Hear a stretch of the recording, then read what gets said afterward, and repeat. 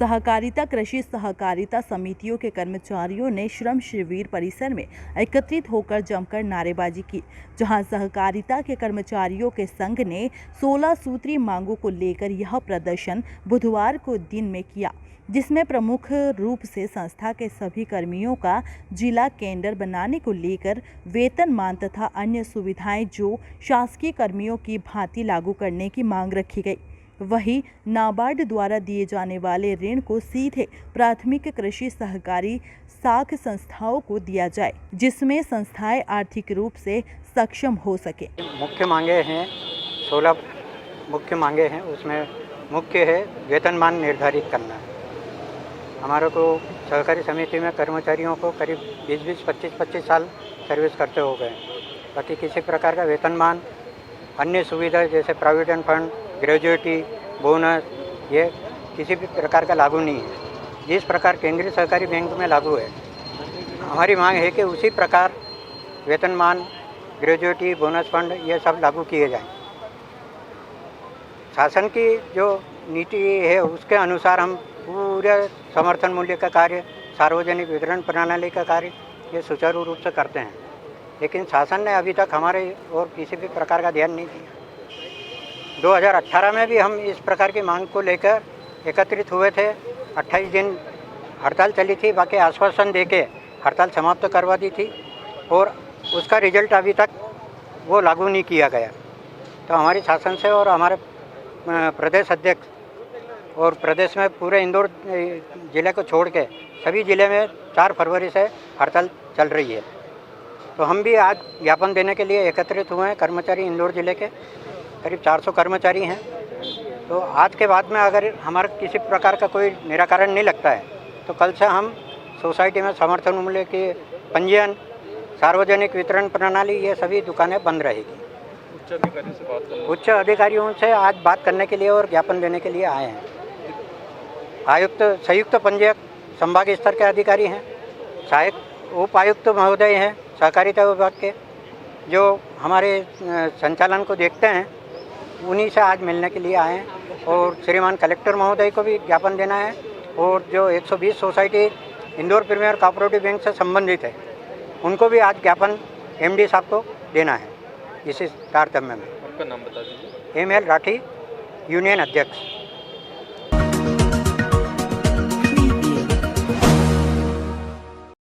Kasrawad sports club द्वारा रात्रिकालीन plastic ball cricket tournament रखा गया, जिसमें प्रथम इनाम 31,000, विजेता टीम को द्वितीय पुरस्कार 21,000, जिसमें फाइनल मैच में इंदौर क्लब विजेता रही, जिसमें 31,000 का पुरस्कार और ट्रॉफी दी गई। द्वितीय पुरस्कार धर्मपुरी स्पोर्ट्स क्लब उप विजेता रही। 21,000 का नगद पुरस्कार एवं ट्रॉफी दी गई, जिनके आयोजनकर्ता राजेंद्र सिंह यादव, पप्पू सोनी, ओम प्रकाश पाटीदार, मनोज सोनी, रंजीत वर्मा और बंटी राठौर द्वारा अपने पिता की स्मृति सभी टीमों को ट्रॉफियां उनकी तरफ से दी गई। इस सफल आयोजन के लिए कसरावद स्पोर्ट्स क्लब का भी स्वागत किया गया।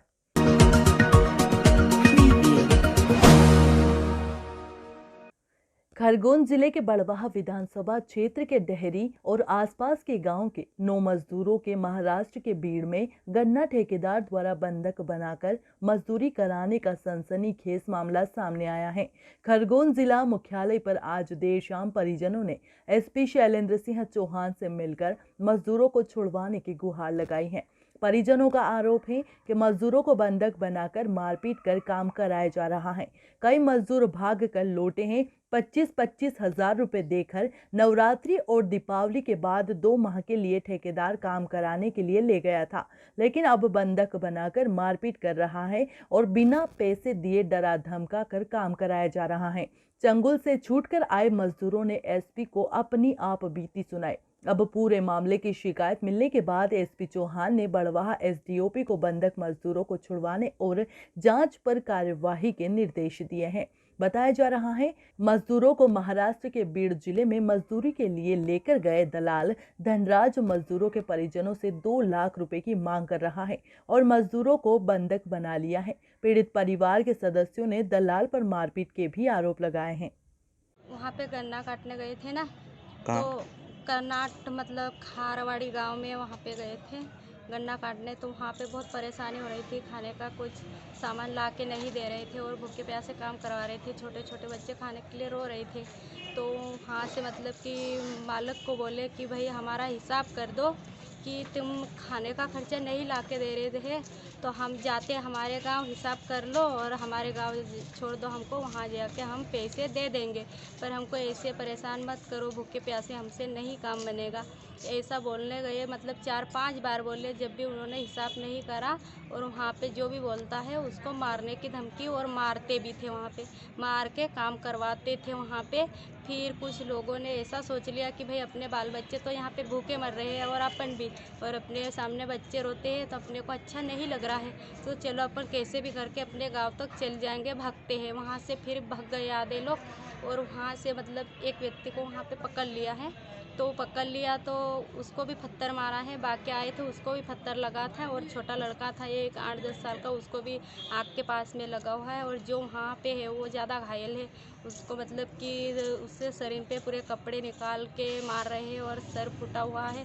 और वीडियो कॉल करके मतलब उसके माँ बाप को, उसकी पत्नी को बता रहे हैं और धमकियाँ दे रहे हैं कि थाने तक रिपोर्ट मत डालना, नहीं तो थाने तक रिपोर्ट डालेंगे तो तुम्हारे मतलब यहाँ है वो कोई लोग मिलने यानी बाल भी नहीं मिलेगा, ऐसे करके। और घर वालों को बोल रहे हैं कि इतने पैसे दो, ऐसा मतलब दिन का टाइम बता रहे हैं 12 बजे तक का, नहीं तो कभी कभी शाम का टाइम बता रहे हैं। सबसे पहले बोले थे 3,80,000 रुपये डालो, उसके बाद में बोले कि 1.5 लाख रुपये डालो, उसके बाद में फिर घर वालों ने बोले कि भैया हम बहुत गरीब लोग हैं, हम पैसे नहीं है, गरीब लोग हैं, इसीलिए तो तुम्हारे यहाँ काम करने आए, इतने पैसे रहते तो हम तुम्हारे गांव तक नहीं आते, ऐसे बोले। तो ऐसे बोलने के बाद फिर 1 लाख रुपए डालो, ऐसे बोले। 1 लाख रुपए भी नहीं जमेंगे भैया हमारे से, हमारे घर मतलब बहुत गरीब लोग हैं, हम तो मतलब कि रोजी रोटी कमा के खाते हैं, और कहीं नहीं भैया, दहाड़ के करते 100 रुपये रोज़ मिलते हैं हमारे गांव में, ऐसा बोला। उसके बाद में फिर वो दूसरे मतलब हमारे जो वहाँ पे आदमी है उसको मतलब बोलने लगाता है कि भाई इतने पैसे घर से मांगी तुम्हारे लोगों को बोलता। फिर वो हमारा जो लड़का वहाँ पे है वो घर पे फ़ोन लगाता है और बोलता है सबको, उसकी बहन उनको, उसके मम्मी पापा उनको, उसकी भाभी मैं ही हूँ, मेरे को भी बोलता है, मेरे पास फ़ोन आता है कि भाभी जल्दी से पैसे डाल, नमक लगा के मार रहे हैं, जहाँ पे लगा हुआ है वहीं पे नमक लगाते हैं और हाथ पैर भी बांध देते हैं, बांध के सुलाते हैं। रात भर मैं सो नहीं पाता हूँ, भाभी मेरी कोशिश करो, मेरे को जल्दी से निकालो, ऐसा बोलता है वो वहाँ पे। अच्छा, आपके घर से कौन कौन है? मेरे घर से मेरे पति गए थे और मेरी देरानी गई थी, मेरा देवर गया था, मेरी बहन गई थी, और मेरी 2 बहन होन गई थी, और एक ननद गई थी मेरी, और जो गणपत करके है वो मेरा मामा ससुर का लड़का है। तो उसको तो जैसा मतलब गणपत नहीं लेके गया था मेरे बाकी परिवार को, पर गणपत को वहाँ पे लेके गए, और मेरे परिवार से मतलब गणपत को अलग कर दिए थे। तो वो भी मेरे से बात करता है कि भाभी मेरे को ना बहुत मारे थे कि वहाँ पे जाके तेरे लोग को बताना मत, अपने को मजदूर लाना है, ऐसा बोला था, अपन को मजदूर लाना है। तो वो उसको धमकी दिया कि अगर तू घर जाके बताएगा तो तेरी पत्नी तो हमारे कब्जे में, तेरे बाल बच्चे को हम मार डालेंगे, ऐसी धमकी दिया था। तो वो हमको बताया नहीं कि मेरे को परेशान करे और मेरे को मारे, और यहाँ आके मतलब मेरे पति उनको सबको लेके गए, वो मजदूर को वहाँ ले जाने के बाद उसका अलग कर दिए। तो वो अभी है बोले सोलापुर में, पर वो खुद तो नहीं बात बोलता है कि मैं ये गांव में हूँ, पर मेरे पति बोल रहे थे कि सोलापुर में है वो। और वहाँ पे उस मालक को बोलो अपन की बात करवा दे, तो वो मालक बात करवाता है। तो वो बोलता है कि भाभी मेरे को 8 लाख में बेचा हुआ है, ऐसा बोलता है। और उसको मारे थे ना तो उसका आँख के पास में लग गया था, बोले मतलब वो मार रहे थे, बोले बहुत तो थोड़ी दूर मतलब भग रहा था वो, तो लकड़ी मतलब फेंक के मारी थी, तो उसका आँख के पास में लगा हुआ है बोले। तो आँख से वो बोलता है कि भाभी एक आँख से अच्छा नहीं दिख रहा है, मेरे को बहुत मारा है। और मेरी छोटी बच्ची मतलब वो उसकी भाई डिलीवरी थी, जब से लेके गया था वहीं पे डिलीवरी हुई, तो डिलीवरी हुई बोले तो वहाँ पे ना तो बिस्किट का पूड़ा ला के दिए, ना कुछ नहीं, उसका मतलब देखभाल भी नहीं करे, एक झाड़ के नीचे वो रही, और ना तो बच्चे के नीचे बिछाने वाला कपड़ा भी नहीं दिए बोले। और अभी वो लड़की छोटी सी है ना, तो वो बहुत बीमार है बोले, रात भर की भी रो रही है बोले, पर उसका इलाज कोई करवा नहीं रहा है। और जो बच्चे की माँ है उसको मतलब खाना चावल दे देते हैं थोड़े से, और दूसरे लोगों को 1 दिन बाद मतलब 2 दिन बाद ऐसे खाना खिला रहे हैं बोले। अच्छा, अभी आपने एसपी साहब से बात करी, क्या बताया उन्होंने? उनको भी बताया है, उन्होंने क्या बताया अभी? उन्होंने उन्होंने तो बताया है कि उन्होंने बोला है अभी कि हम बुलवा रहे हैं। हाँ, हमको बोला है कि हम बुलवा रहे हैं, हम करेंगे कोशिश, ऐसा बोला है। क्या नाम है आपका? मेरा नाम सुमित्रा। ये इसमें कुछ लोग जो है वो ग्राम डेहरी से हमारे पास आए थे, जिन्होंने ये बताया था कि कुछ समय पूर्व बीड़ महाराष्ट्र के कुछ लोग आए थे जो इनको गन्ने के खेतों में काम करवाने का कहकर कुछ रुपया एडवांस में देकर इनको ले गए थे और फिर उनको वहाँ पे बंधक बना लिया गया। कुछ लोग जो है वहाँ पे उनकी जो चंगुल से छूट के जो आए हैं तो उन्होंने भी बताया है कि बाकी लोगों को वहाँ पे रोक लिया है और संभवतः ऐसा कहना है कि कुछ लोगों के साथ मारपीट भी की गई है।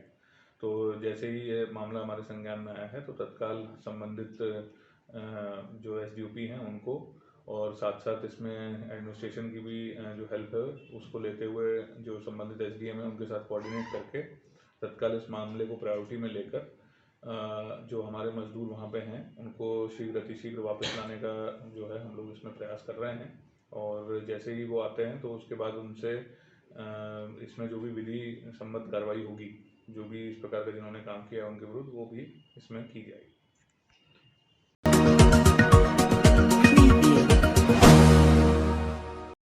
प्राप्त जानकारी के अनुसार बलवाड़ा कतरगांव रोड का कार्य 2016 से प्रारंभ हुआ था, जो आज तक पूरा नहीं हो पाया। इस संबंध में हमने रोड के कॉन्ट्रैक्टर मैनेजर सौरभ पटेल से चर्चा की तो पटेल द्वारा बताया गया कि हमने खरगोन जिले के अभी 3 रोडों का काम ले रखा है, जिनकी लागत 178 करोड़ रुपए है, जिसमें सनावत से भीकनगांव, अंदड़ से भीकनगांव एवं बलवाड़ा से कतरगांव सम्मिलित हैं। ऐसा एक रोड का हिस्सा हम नहीं बता सकते कितनी लागत का है। यह सारे रोड हमें 31 अप्रैल 2021 तक कार्य पूर्ण करके देना है। इस रोड को बनाने के लिए हमने सीसी 5.5 मीटर के रोड हैं। उसके पश्चात गांव में ब्लॉकेज लगेंगे, ड्रेनेज नालियां भी बनेगी, किंतु कहीं कहीं गांव में रोड के किनारे मकान बने हैं जिनका अतिक्रमण हटाने का हमें प्रावधान नहीं है। गांव के सरपंचों को सूचना पत्र के माध्यम से सूचनार्थ कर दी है। यदि वह हमें अतिक्रमण हटाकर देते हैं, हम गांव में रोड की पटरियों पर 3-3 फीट चौड़े प्योर ब्लॉक लगाएंगे और उसके बाद हाफ राउंड पानी निकासी की नालियां भी बनाएंगे।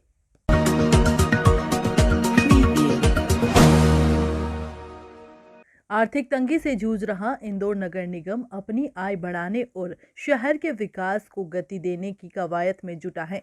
लेकिन पहले जहां कोरोना ने निगम की कवायद पर पानी फेर दिया था, वहीं अब निगम कर्मचारियों की सुस्ती निगम को भारी पड़ रही है। आलम यह है कि हर वर्ष अपने टारगेट को बढ़ाने वाला इंदौर नगर निगम अपने बीते वर्ष के राजस्व वसूली के टारगेट को भी पूरा करने की स्थिति में नजर नहीं आ रहा है, जबकि इंदौर में नए करदाता लगातार बढ़ते ही जा रहे हैं। इस समय क्या स्थिति नजर आ रही है और टारगेट से कितना दूर है इंदौर नगर निगम? अगर पूर्व वर्ष का हम लोग तुलना करेंगे, पिछले वर्ष जो है हम लोगों को मार्च 31 तक 555 करोड़ रुपए टोटल टैक्सेस और फीस के रूप में पूरा प्राप्त हुआ था इंदौर नगर निगम को। अब कल तक हम लोगों ने 404 करोड़ रुपए जो है वो प्राप्त कर लिए, जो लगभग हम लोगों का 76-77% पे है। अगर पिछली की तुलना में हम लोग करेंगे तो अभी भी पिछले वर्ष जो फरवरी 9 के तारीख में हम लोगों ने अचीव किया उससे कम ही है। लगभग हम लोग जो है 60 करोड़ रुपए पीछे चल रहे हैं पिछले साल से। कोरोना का असर कह सकते हैं? तो लगभग 2 से 2.5 महीना जो है, क्योंकि हम लोगों का कलेक्शन कुछ भी नहीं हुआ है, तो उसका थोड़ा इफेक्ट तो पड़ी है। सर, क्या इस बार जो टारगेट नगर निगम लेके चल रहा था, क्या उस टारगेट को अचीव कर पाएगा? क्योंकि कोरोना को बीते भी अब समय हो चुका है, गाड़ी जो है वो बिल्कुल ट्रैक पे फिर से आती नजर आ रही है, तो क्या टारगेट अचीव होगा नगर निगम का? स्पेसिफिकली हम लोगों ने कोई टारगेट नहीं लिया है कि, लेकिन हम लोगों ने ये सोचा है कि पिछली बार जितना अचीव किया है हर विभाग में, तो उतना एटलीस्ट हम लोगों को इस बार अचीव करना है। तो उस तरह हम लोगों ने ये टारगेट रखा है कि एटलीस्ट 555 करोड़ जो है वो हम लोगों को इस बार प्राप्त करनी है। जिस गति में हम लोग चल रहे हैं थोड़ा हम लोगों को मुश्किल लग रही है, लेकिन अब प्रयासरत है सभी लोग कि एटलीस्ट जो है पिछले वर्ष जो अचीव किया है उससे ज़्यादा तो अचीव कर पाए।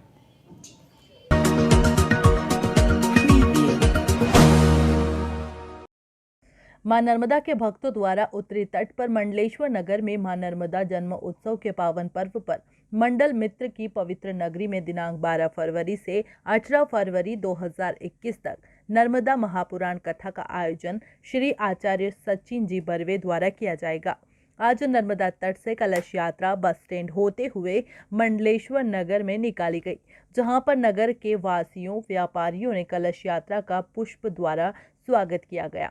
इस कार्यक्रम में संचालक दिलीप भाई चौहान, पवन तंवर, प्रदीप ठक्कर, संजू राठौड़, नर्मदा मित्र मंडल व जनता के तन मन धन के सहयोग से इस कार्यक्रम को प्रतिवर्ष आयोजन किया जाता है तथा सातों दिन महाप्रसाद, पूजा अर्चना, आरती का आयोजन भी किया जाता है।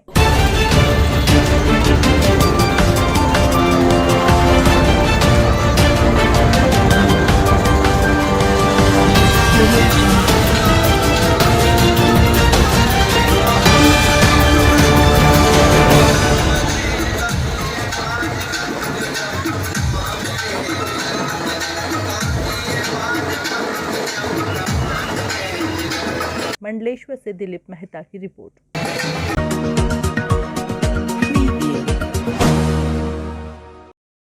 आदिम जाति सेवा सहकारिता समिति के कर्मचारी अपनी मांगों को लेकर लगातार 7 दिनों से हड़ताल पर बैठे हुए हैं। शासन के अड़ियल रवैये तथा महासंघ भोपाल के पदाधिकारियों से शासन के सहकारिता मंत्री व अधिकारियों की वार्ता विफल होने से शुक्रवार के दिन उमरबंद संस्था के कर्मचारियों के द्वारा मुंडन करवाकर विरोध प्रदर्शन किया जा रहा है। क्षेत्र में आज भी गरीब तबके के लोग रहते हैं, जो कि वह सहकारिता समिति के द्वारा मिलने वाले राशन पर निर्भर हैं। हड़ताल के चलते गरीब लोगों को राशन नहीं मिलने से उनकी समस्या बढ़ती जा रही है।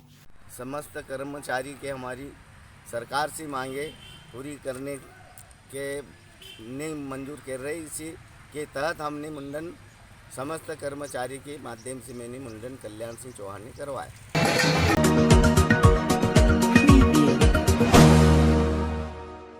इंदौर में एक्सीडेंट के मामले रुकने का नाम नहीं ले रहे हैं। इसी कड़ी में एक मामला सामने आया है। इंदौर के खुड़ेल थाना क्षेत्र में एक गाड़ी के टकराने से कार पलट गई और उसमें सवार सरपंच सहित एक युवक को गंभीर चोटें आई हैं। वहीं इलाज के दौरान सरपंच की मौत हो गई। वहीं एक युवक गंभीर रूप से घायल हुआ है, जिसका इलाज निजी अस्पताल में किया जा रहा है। वहीं पुलिस पूरे मामले की जाँच में जुटी है। क्या सर, कैसे हुआ एक्सीडेंट ये कल? ग्राम देवराय से इंदौर की तरफ जा रहा था। सामने से थोड़ा टर्न होने के कारण सामने से गाड़ी आई तो ज़्यादा टर्न काट दिया, जिससे गाड़ी पलट गई। अच्छा, कितने बजे की बात है कल? 10:30। कहाँ जा रहे थे ये लोग?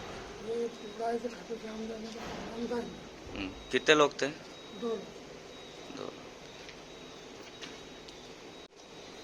क्या मामला है सर ये कल का एक्सीडेंट का? कल ये गाड़ी से जा रहे थे खाटू श्याम पिवड़ाई से, तो इनकी गाड़ी अनबैलेंस हुई, पलटी हो गई गाड़ी। सामने से कोई वाहन आ रहा था? हाँ, कोई बोलेरो थे लोडिंग वाली। कितने लोग थे?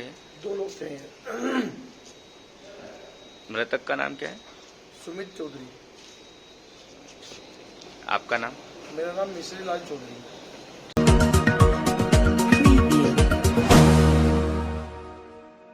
दरअसल इंदौर के फरियादी प्रियेश कोठारी ने साइबर सेल से शिकायत की थी कि अज्ञात व्यक्तियों द्वारा मेरे साथ 1 करोड़ से अधिक की लोन दिलवाने के नाम पर धोखाधड़ी की है। इन आरोपियों द्वारा अलग अलग क्रेडिट कार्ड में 1 करोड़ 17 लाख रुपए से अधिक जमा करा चुके हैं।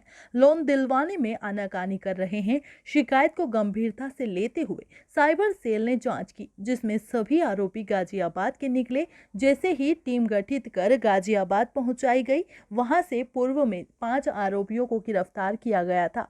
गिरफ्तार आरोपियों में मास्टरमाइंड प्रतीक चौहान का नाम उल्लेख किया गया था। पुलिस ने इन गिरफ्तार किए गए आरोपियों की निशानदेही पर प्रतीक चौहान को गिरफ्तार किया है। फरियादी थे, उनके द्वारा ये शिकायत की गई थी कि उनके साथ में 1 करोड़ 17 लाख की धोखाधड़ी हुई है लोन दिलाने के नाम पे। उसके बाद फिर हम लोगों ने इसमें विवेचना कर अपराध पंजीबद्ध कर 5 लोगों को गिरफ्तार किया था। उनका PR लिया हमने, फिर उनसे कुछ जो जानकारियाँ प्राप्त हुई और कुछ हमारे मुखबिर भी लगे हुए थे, तो उनके ऊपर जो था वो भी मुख्य सरगना नहीं कह सकते उसको, वो उसके बारे में गाज़ियाबाद में सूचना मिली कि वो वहाँ से मूव कर रहा है। और उसके बाद फिर सूचना प्राप्त हुई कि वो इंदौर के आसपास कहीं पे है और ज़मानत कराने की इसमें वो घूम रहा है। फिर हमारे द्वारा उसको तलाशी करके इसको रास्ते से पकड़ लिया। सर ये जो पूरा एक संगठित गिरोह है, इसमें लगता है आपको कि कुछ और लोग भी इन्वॉल्व होंगे? हाँ, इसके अंदर कुछ और लोगों के भी मिलने की संभावना है पूरी, जैसा हमको जानकारी प्राप्त हुई कि अन्य लोग भी हैं इसके अंदर। और जिन लोगों ने उनकी शुरुआत में जो पॉलिसी बनाई थी, उस पॉलिसी बनाने वाले, उनको कॉलिंग करने वाले, उस बिंदु पे भी हम लोग काम कर रहे हैं। सर जैसे अभी तो इंदौर का एक मामला है, क्या पूछताछ में अन्य राज्यों का मामले भी सामने आए हैं जिसमें इन्होंने? फिलहाल में तो अभी इंदौर की मामला सामने आया है, लेकिन अब आगे और आगे जो इसके आगे के जो लोग हैं हम तलाश कर रहे हैं, हो सकता है कि उनसे वो जानकारी प्राप्त हो तो अन्य राज्यों के भी व्यक्ति मिले इसमें फरियाद।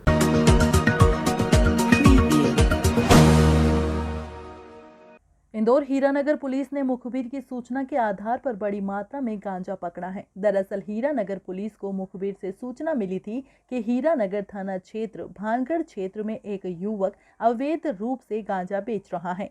सूचना की तस्दीक करने के बाद घेराबंदी कर युवक को पकड़ा गया, जिसकी तलाशी लेने पर छोटी छोटी पुड़िया में बंधा करीब 5 किलो गांजा पुलिस ने बरामद किया है। आरोपी युवक आसपास के क्षेत्रों में गांजा बेचता था। फिलहाल पुलिस ने आरोपी को गिरफ्तार कर उससे पूछताछ कर रही है। गांजे की कीमत लगभग 2 लाख रुपए आंकी जा रही है।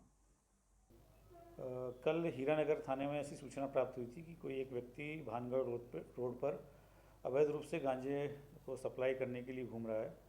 इस पर से मुखबिर का जो सूचना दन था उसको सक्रिय किया गया और थाना प्रभारी द्वारा टीमों को वहां पर भेजा गया और बताए गए हुलिये के आधार पर व्यक्ति को जब पकड़ा गया, उससे पूछताछ की गई, उसके तलाशी ली गई तो उसके पास से लगभग 5 किलो गांजा लगभग कीमती 2 लाख रुपए का जब्त किया गया है। ये आरोपी दीपक उर्फ दीपू कुशवाहा है, जो न्यू गौरीनगर का रहने वाला है। इसके कब्जे से सब चीज़ें बरामद की गई हैं और थाना हीरानगर में इस पर प्रकरण पंजीबद्ध करके इसको गिरफ्तार किया गया है। सर आरोपी ने पूछताछ में क्या सामने आया, कहाँ से लेके आया था, सर किस मार्केट से बेचता था? आरोपी से भी जो प्रारंभिक पूछताछ हुई है वो छोटी छोटी पुड़िया बनाकर इसको लोगों को सप्लाई करता था। लाने के संबंध में भी जो पूछताछ की गई उसका कहना है कि गौरीनगर क्षेत्र में किसी व्यक्ति से वो लेकर आता था। संबंधित जहाँ से वो लेकर आता था उस स्थान के बारे में पता रसी की जा रही है और विवेचना में इन तथ्यों के आधार पर आगे और कार्रवाई की जाएगी। कोई रिकॉर्ड भी सामने आया? अभी संबंधित जो आरोपी गिरफ्तार किया गया उसका भी कोई ऐसा रिकॉर्ड नहीं है।